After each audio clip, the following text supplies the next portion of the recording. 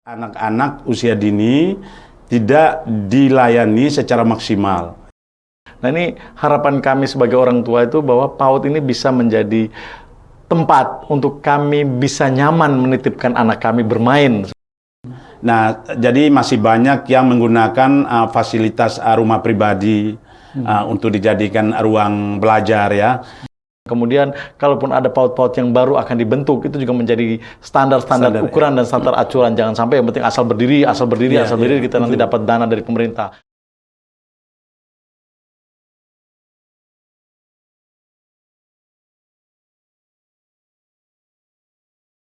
Halo Sobat Milenial, ketemu lagi dengan saya Muhammad Siprain Borake, MSPR di Millennial Spirit Channel. Di Positive Room Podcast, saya kedatangan tamu seorang, ya bisa dikatakan orang yang punya kontribusi atau tergerak di bidang bagaimana mencerdaskan anak bangsa gitu, dari level usia paling dini. Dan malam ini saya coba berbincang-bincang dengan beliau terkait apa saja sih kesiapan anak-anak kita khususnya yang ada di Kabupaten Ende, bahkan juga di Nusa Tenggara Timur, tentang kesiapan usia dini dalam menerima tantangan hidup atau tantangan pendidikan, kemudian setelah dia beranjak dewasa. Dan mungkin saya langsung saja berbicara dengan Ketua Himpaudi Kabupaten Ende, Bapak Arsad Ismail. Assalamualaikum Om. Waalaikumsalam. Selamat malam. Kabar sehat Om? Alhamdulillah sehat selalu. Oke. Nah ini Sobat Milenial, malam ini mungkin kalau seandainya terlalu kita banyak hiruk-pikuk dengan kegiatan atau obrolan-obrolan politik karena memang atensi terakhir terkait dengan 2024, tapi kali ini tidak ada salahnya saya ingin sedikit berbincang-bincang terkait bagaimana sih PAUD gitu.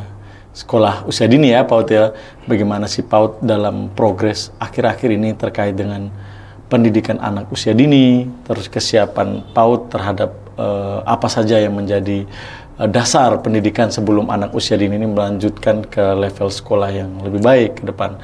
Nah, sebelumnya saya akan menyapa Pak Arsad, kira-kira kalau seandainya di zaman-zaman seperti ini posisi PAUD ada pada level yang memang menggembirakan, mungkin anak-anak kita akan siap untuk melanjutkan. Sekarang saya menanya Pak Arsad, saya panggil Om, panggil Pak, sama saja. Nah Pak, nah kira-kira PAUD di Kabupaten Ende sendiri seperti apa? Atau mungkin bisa jelaskan secara definisi ada berapa PAUD yang berjalan, ada jumlah berapa segala macam, mungkin supaya ada gambaran kira-kira. Oke. Terima kasih kesempatan yang diberikan. Ini sangat sesuatu yang sangat luar biasa karena saya bisa hadir di podcast ini ya. Sebelumnya pasti saya menyampaikan bahwa saya perkenalkan dulu, boleh? Siap, boleh. Ya. Boleh. Perkenalkan, nama saya Arsad Ismail, DJ SST. Jadi tidak ada background PAUD sama sekali. Ya. Lalu saya sebagai ketua yayasan juga di LPPM Sezima, yang salah satunya mengelola kelompok bermain dan taman kanak-kanak Harapan Bunda di Kelurahan Tanjung. Ya. Jadi berbicara PAUD, saya berkecimpung di PAUD itu dari 2010, di saat waktu itu karena tersentuh, ya pasti orang yang mau mendirikan atau berpartisipasi di dalam mencerdaskan anak bangsa dari usia dini itu pasti ada latar belakangnya. Ya. Nah, salah satu saya waktu itu latar belakangnya hanya melihat di lingkungan saya, sekitar saya, anak-anak usia dini tidak dilayani secara maksimal. Ya. Entah memang PAUD-nya yang keterbatasan PAUD-nya ataukah partisipasi atau pemahaman masyarakatnya juga kurang, sehingga anak-anak itu banyak yang hanya berkeliaran tanpa fungsi di sekitarnya. Nah, itu yang tersentuh untuk saya, sehingga saya mendirikan PAUD yang ada di Kelurahan Tanjung. Lalu berbicara PAUD itu sendiri itu sangat penting sekali karena ini adalah pondasi dasar untuk pendidikan selanjutnya. karena ini adalah masa emas, golden age untuk anak-anak kita, sehingga itu sangat penting sekali untuk anak-anak mengenyam pendidikan anak usia dini. Itu baru bisa dilakukan bukan hanya peran masyarakat, tetapi pemerintah itu sangat penting sekali dalam mendorong agar masyarakat itu bisa paham bagaimana pentingnya anak usia dini itu sendiri. Nah, saya rasa untuk sampai saat ini peran masyarakat juga sudah sangat maksimal dengan terwujudnya PAUD-PAUD yang dikelola baik oleh lembaga atau yayasan maupun perorangan yang bertebaran di Kabupaten Ende. Jadi kalau kita hitung PAUD itu yang negeri saja hanya 2 ya di Kabupaten Ende yang begitu luas, yaitu Negeri Pembina Ende dengan TK Negeri Pembina Kota Baru. Jadi dari 290-an PAUD, artinya 290 sekian itu adalah milik swasta atau perorangan itu. Oke. Nah ini kalau kita bicara PAUD nih kayaknya Pak Arsad sudah sangat paham betul ya sebagai ketua. Nah kira-kira kemarin kan saya baru dengar mungkin ketua Himpaudi baru terpilih ya. Ya, baru terpilih dan baru ada pilihan gitu kan, ada kayak munas begitu ya, kayak pemilihan ketua sampai Pak Arsad bisa terpilih menjadi ketua. Nah, kira-kira dalam prosesnya sampai Pak Arsad terpilih ketua itu seperti apa mekanisme kemarin? Di perkumpulan Himpaudi lah, gitu, seperti itu. Pada dasarnya Himpaudi itu seharusnya sebetulnya sudah dipilih beberapa tahun yang lalu. Nah, tetapi tidak berjalan maksimal. Waktu itu dipilihnya di TK Pembina. Saya waktu itu terpilih sebagai wakil ketua. Nah, lalu di dalam perjalanan sekian tahun itu pasif ya, kurang aktif. Jadi sehingga pada tahun 2021 ada dorongan dari Himpaudi provinsi wilayah itu agar semua Himpaudi itu diaktifkan kembali. Toh kalau memang mau direorganisir, silakan reorganisir. Jadi sehingga kita difasilitasi oleh Dinas PDNK waktu itu, kita diundang kembali dan direorganisir. Jadi bukan dipilih kembali, direorganisir kembali pengurus-pengurus yang ada. Akhirnya saya yang tadinya wakil ketua naik jadi ketua Himpaudi Kabupaten Ende.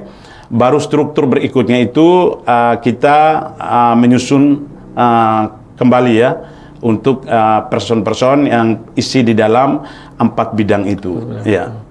Oke, itu dari terbentuknya itu sampai dengan masa berakhir kira-kira berapa tahun Himpaudi itu? Masa kepengurusan. Iya, yang pasif ya. Yang pasif itu kira-kira 3 tahun kali. 3 tahun. 3 atau 4 tahun. Tapi masa berlakunya pengurusan 5 tahun sekali atau seperti apa? Atau tidak? 5 tahun. 2021, 22, 23, 24, 5 tahun. 5 tahun ya, berarti 3 tahun awal ini karena pasif, makanya diorganisir sehingga sekarang ada struktur pengurus baru, mungkin melanjutkan sisa dari 5 tahun berarti 2 tahun. Oke nih Pak Arsad, saya tertarik dengan bagaimana potensi kita mengembangkan wawasan anak dari belajar di usia dini. Ini halaman pertama atau muka pertama dari anak-anak kita yang dari rumah mengenal dunia yang lebih luar, berkumpul dengan teman-teman seumuran di Taman PAUD ini menjadi tatapan pertama mereka. Tatapan pertama mereka dengan teman-teman sebaya di usia luar, dengan ada pengajaran seperti itu dan lain-lain lah. Nah, kira-kira program yang ada di PAUD ini sejalan dengan pemerintah atau memang PAUD mengembangkan sendiri kurikulum? Kalau seandainya SMP SMA kan ada kurikulum, apakah di PAUD juga punya kurikulum seperti itu sehingga anak-anaknya diajarkan sesuai dengan kurikulum yang sudah ditetapkan oleh pemerintah kemudian? Gimana itu kira-kira? Sebelum kita masuk ke kurikulum itu awalnya kita pilah dulu.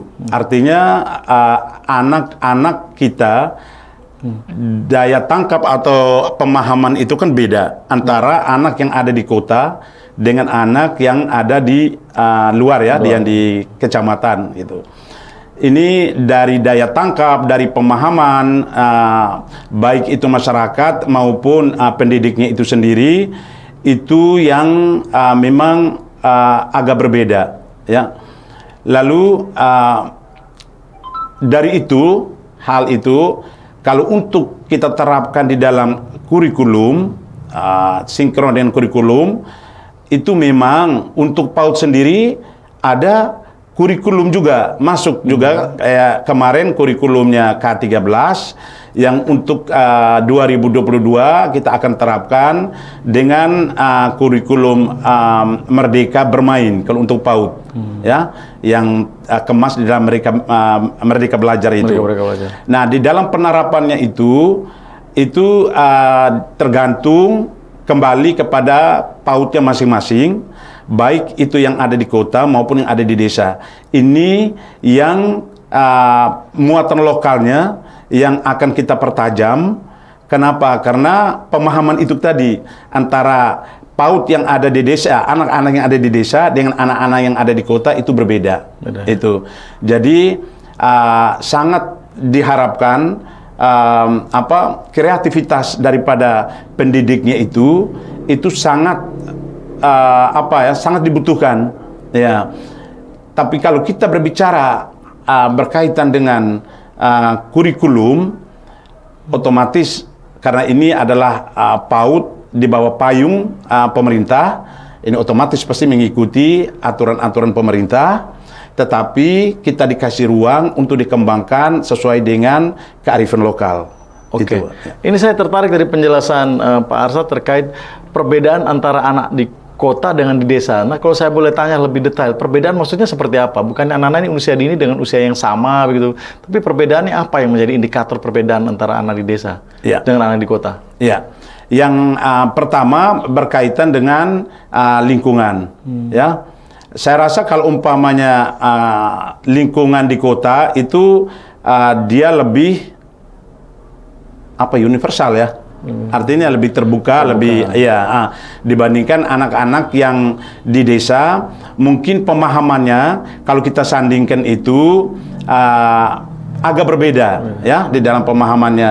Nah, itu membuat para pendidiknya atau pengasuhnya juga ekstra kerja keras, ya, terutama untuk yang di desa itu sendiri, ya, karena berbagai macam hal baru, terutama di dalam penerapan teknologi, ya, kan ada PAUD-PAUD yang di kota itu sudah mengarahkan anak-anak ke digital, ya. Nah, sementara minta maaf ya kalau umpamanya teman-teman yang ada di desa hal-hal itu masih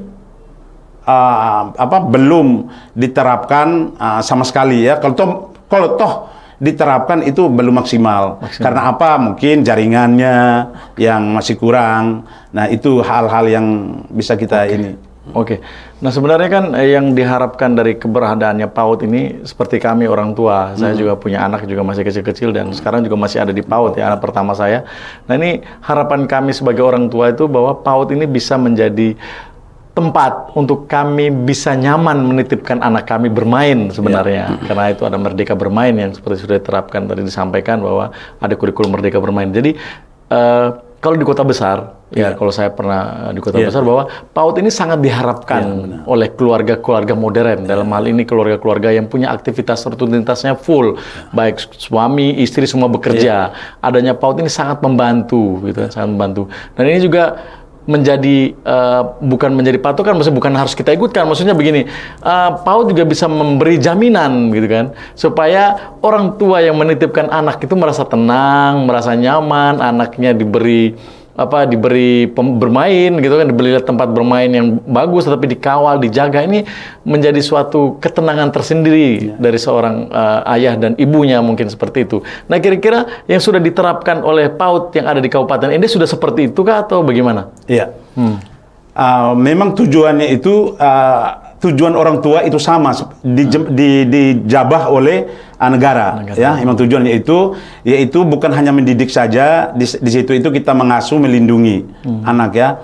Nah, untuk penerapannya itu tergantung dari PAUD-PAUDnya itu sendiri. itu tergantung fasilitas, itu PAUD-nya itu sangat penting.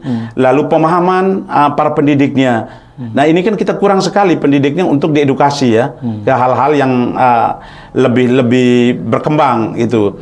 Nah, fasilitas daripada PAUD itu sendiri yang diharapkan oleh orang tua itu bukan hanya fasilitas di dalam sarana dan prasarana ya, tetapi fasilitas di dalam pelayanan. Nah, bentuk pelayanannya itu sangat penting.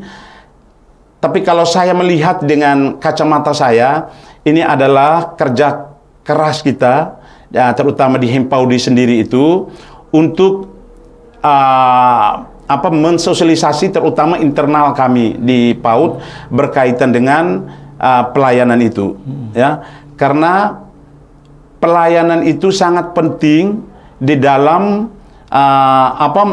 menservis anak-anak PAUD kita agar apa yang diharapkan oleh orang tua itu bisa terwujud, ya.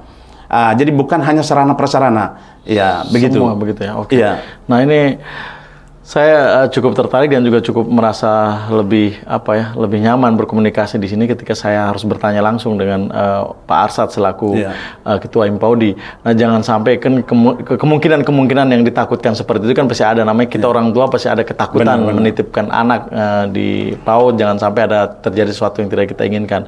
Ini juga menjadi catatan penting untuk Himpaudi bagaimana bisa mengklasifikasi PAUD-PAUD yang berdiri, gitu, teman-teman PAUD itu berdiri, terus yang kemudian kalaupun ada PAUD-PAUD yang baru akan dibentuk, itu juga menjadi standar ukuran dan standar acuan. Jangan sampai yang penting asal berdiri kita nanti dapat dana dari pemerintah. Nah, itu juga menjadi catatan penting yang kemudian harus diperhatikan oleh Pak Arsad dengan teman-teman yang ada di Himpaudi.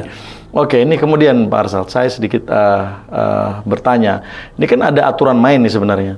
Anak-anak yang harus lulus dari PAUD dan melangkah ke jenjang SD itu kan harus ada aturan main, ya kan? Ada aturan main. Karena sekarang terakhir-terakhir ini kemungkinan besar, mungkin juga banyak terjadi bahwa anak yang baru usia 5 tahun belum standar udah bisa terima masuk ke SD. Padahal harusnya masih ada di PAUD. Kadang kan orang tuanya mungkin punya kemampuan tanda kutip ya, karena juga anaknya juga punya kelebihan. Kemudian ya sudah 5 tahun bolehlah masuk langsung ke SD, atau tanpa ikut PAUD pun boleh langsung ke SD. Ini aturan seperti apa? Apakah ada sekolah-sekolah dasar yang bisa menerima itu, atau ada sekolah-sekolah dasar ya sudahlah tidak apa-apa anak sekolah? Ini seperti apa catatan dari Himpaudi? Iya. Itu yang masih sampai sekarang itu masih terjadi, ya. Tetapi kita bersyukur bahwa kemarin di 2021 pemerintah punya kemauan yang kuat. Akhirnya lagi digodok berkaitan dengan Perbub, ya. Di salah satu Perbub itu poinnya 1 tahun anak di PAUD. Jadi minimal itu 1 tahun anak di PAUD baru bisa masuk ke SD. Ya. Semoga kita harapkan Perbub itu bisa berlaku di tahun 2022, ya, agar praktek-praktek yang seperti tadi 5 tahun sudah masuk SD, jadi berebut antara SD dan PAUD gitu. Nah, jangan sampai terjadi lagi. Nah, lebih-lebih itu di daerah-daerah yang yang konotasi pemahaman masyarakatnya juga masih minim berkaitan dengan pentingnya itu PAUD, sehingga anak ya udahlah tidak usah masuk di PAUD daripada susah payah udah langsung ke SD. Dengan welcome SD-nya, karena tidak ada aturan yang mengikat, ya, bahwa SD itu syaratnya harus menerima anak yang harus dari PAUD. Nah, semoga dengan Perbub yang akan diluncurkan oleh pemerintah, disahkan oleh pemerintah, itu bisa menjadikan payung untuk SD dalam menerima anak-anak itu harus minimal 1 tahun di dalam PAUD. Nah, lulusan PAUD dulu. Nah, itu yang kita tunggu sekarang itu implementasinya. Penjelasan yang cukup komprehensif ya, sobat milenial semua yang sudah punya anak kayak saya juga, ini perlu didengarkan ini seperti ini. Jadi supaya kita tidak salah dalam menilai. Jadi sebegini. Nah, berarti PAUD dengan pemerintah daerah dalam hal ini akan menerbitkan Perbub untuk mengatur ini. Karena kemungkinan terjadi itu besar. Karena setiap sekolah dasar, setiap SMP dan sekolah dasar kan dihitung dari jumlah murid. Kan pasti ada dana-dana itu kan, dana BOS dan lain-lain. Nah, ini menjadi tantangan, jangan sampai ya ini menjadi kendala di kemudian hari asal terima, dan kemudian waktu kita ujian akhir Biasanya ya, Iya. ujian apa dulu Eptanas ya waktu Iya, saya sekolah. dulu terakhir Universitas UN. negara, ujian Ujian nasional, nasional. ujian negara, tiba-tiba anaknya usianya belum sampai. Nah, ini menjadi kendala. Oke, saya skip di situ. Jadi kita benar-benar sebagai orang tua juga harus bisa memahami itu. Nah, ini Pak Arsa terkait dengan PAUD dan Himpaudi. Nah, saya mau tanya kira-kira kendala dalam tanda kutip yang sekarang sedang dialami atau apa saja yang menjadi kendala dalam pengembangan PAUD. Dalam hal ini bagaimana sih PAUD itu bisa berkembang dengan maksimal di kabupaten dan lain. Kira-kira kendalanya apa saja? Ya. Kalau untuk PAUD itu sendiri, untuk PAUD itu sendiri,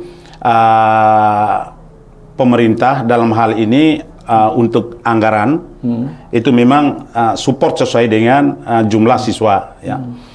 Berupa BOP-nya. Lalu berkaitan dengan sarana prasarana PAUD ini yang masih sangat-sangat miris untuk kita. Memang ada ruang-ruang sih, tetapi ini keterbatasan para pengelola yang lebih-lebih itu pengelola perorangan. Nah, jadi masih banyak yang menggunakan fasilitas rumah pribadi untuk dijadikan ruang belajar, ya. Nah, ini yang masih jadi tantangan untuk kita dalam mencari terobosan atau hal-hal apa sehingga PAUD-PAUD yang mengalami hal-hal yang atau hambatan-hambatan itu bisa teratasi secepatnya. Lalu yang paling penting itu adalah SDM daripada para pendidik, ya. Karena mungkin kemarin dengan COVID ya 2 tahun, tetapi kita sangat mengharapkan kepada pemerintah daerah itu bagaimana kita diedukasi, terutama para pendidiknya, karena perkembangan ini dari tahap ke tahap selalu berkembang terus, sementara kita dikasih otodidak ya untuk belajar. Toh walaupun Zoom meeting setiap saat, tetapi itu kan punya keterbatasan, ya. Jadi tidak seperti kalau kita berbicaranya atau pertemuan atau pelatihannya secara terbuka, ya. Nah, daripada Zoom. Nah, ini kita harapkan semoga dengan berakhirnya atau keterbatas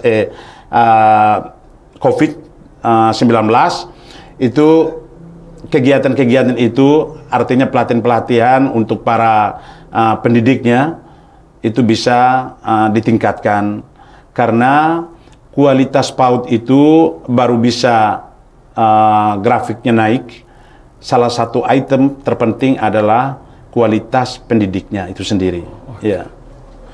Oke, ini kayaknya terima kasih banyak nih Pak Arsad yang sudah menjelaskan ya semua dan apa saja menjadi kendala dan tantangan. Sobat Milenial juga sudah mendengarkan kira-kira yang menjadi poin penting dan dalam pembenahan PAUD ke depan.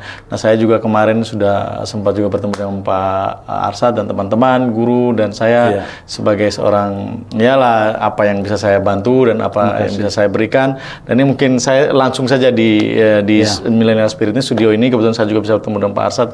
Ada janji saya yang mungkin sudah saya sampaikan, dan ini sudah masuk ke bulan kedua. Saya sudah continue dengan sepakat dengan janji saya untuk membantu PAUD-PAUD yang ada di Kabupaten Ende secara keseluruhan, nanti kemudian bisa menjadi harapan bersama untuk PAUD untuk bisa maju bersama, dan semoga ke depan tidak ada kendala yang lebih berarti lagi. Dan Sobat Milenial, sebelum kita mengakhiri sesi ngobrol-ngobrol, mungkin ada sepatah dua kata yang akan disampaikan oleh Pak Arsad selaku Ketua Himpaudi, mungkin penyampaian untuk seluruh PAUD yang ada di Kabupaten Ende beserta pendidiknya, karena pendidiknya adalah motor bagaimana bisa menghidupi PAUD dan juga motor bagaimana bisa mendidik anak-anak Kabupaten Ende tentunya, dan anak-anak bangsa Indonesia tentunya untuk menjadi anak-anak yang kuat, anak-anak yang cerdas yang untuk membangun bangsa negara Indonesia yang lebih baik ke depan. Silakan, Om. Terima kasih Pak Yadin Puarke. Ya, ini ada pertemuan kita yang kedua ya. Juga ini adalah hasil, terima kasih. Kita tidak lihat nominalnya, tetapi ini bukti bahwa partisipasi masyarakat di dalam mendukung terutama pendidik PAUD, ya. Kita berusaha untuk tetap bersemangat dalam mendidik anak-anak PAUD di Kabupaten Ende khususnya, walaupun dengan penuh keterbatasan, ya. Tapi ini salah satu bukti dari Pak Yadin Porake bahwa peduli, sangat peduli dengan terutama para pendidik. Semoga apa yang diberikan ini sangat bermanfaat untuk kami-kami pendidik PAUD. Dan terakhir, semoga itu selalu Pak Yadin ya. Besok-besok bisa terwakili lagi kami di dalam hal untuk pendidikan anak usia dini. Ya, Oke. sehingga begitu saya. Terima kasih. Ya. Oke, Sobat Milenial, demikian sesi ngobrol-ngobrol saya dengan Pak Arsad Ismail selaku Ketua Himpaudi, dan banyak poin yang sudah kita sampaikan bersama tentang bagaimana pendidikan pengelolaan PAUD yang lebih baik ke depan, karena anak-anak kita adalah tulang punggung bangsa dan negara Republik Indonesia, tentunya di Kabupaten Ende juga seperti itu. Dan jadilah mereka sebagai anak-anak yang akan ketika tumbuh besar akan menjadi anak-anak yang cerdas yang akan membangun bangsa dan negara. Kebahagiaan tidak diciptakan dari sesuatu yang mudah, kemana ate, tahun ote, salam spirit.